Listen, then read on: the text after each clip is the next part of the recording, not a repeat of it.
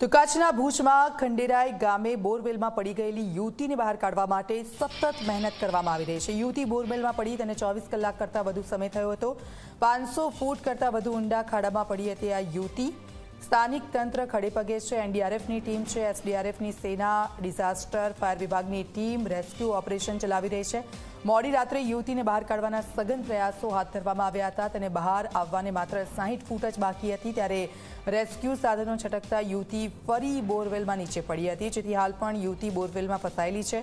તંત્ર સઘન મહેનત કરી રહ્યું છે, પરંતુ સ્થિતિને જોતા તેને બચાવવામાં વધુ મહેનત લાગી શકે છે।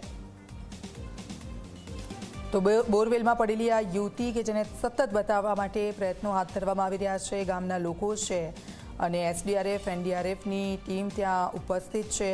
500 ફૂટ કરતાં વધુ ઊંડા ખાડામાં આ યુવતી ફસાયેલી છે અને સતત ગઈકાલથી જ આ યુવતી કઈ જગ્યા પર છે તેને લઈને જે કેમેરા નીચે ઉતારવામાં આવ્યા છે તેનાથી પણ તેનું ધ્યાન રાખવામાં આવી રહ્યું છે।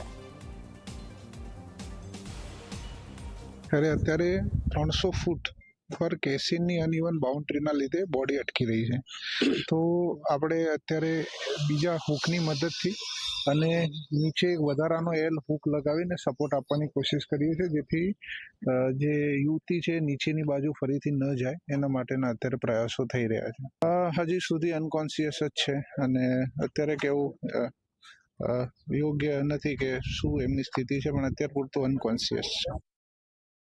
ખંડેરાઈના બોરવેલમાં જે 22 વર્ષીય યુવતીએ જે બોરવેલમાં ફસાઈ હતી એ યુવતીને કાઢવા માટે અહીં સતત કામગીરી કરવામાં આવી રહેલી છે। ખાસ કરીને વાત કરવામાં આવે તો એનડીઆરએફની team, BSF, army, disaster fire વિભાગ અને સ્થાનિક વહીવટીતંત્ર દ્વારા આ રેસ્ક્યુ ઓપરેશન ચાલી રહ્યું છે।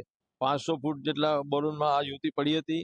મોડી રાતે બોરવેલમાં કાઢતી વખતે 60 ફૂટ બાકી હતા ત્યારે રેસ્ક્યુના સાધનોમાંથી યુવતી છટકીને નીચે પડી ગઈ હતી। ત્યારે બોરવેલમાં યુવતીને કાઢવા માટે વધુ હજી રેસ્ક્યુ ઓપરેશન ચાલુમાં છે। રેસ્ક્યુ ટીમો સતત 24 કલાકથી આ યુવતીને બહાર કાઢવાના પ્રયાસ કરી રહેલ છે।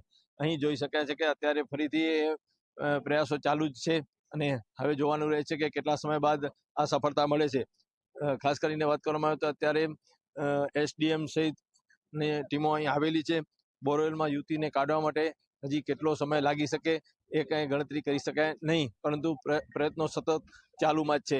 રાજેન્દ્ર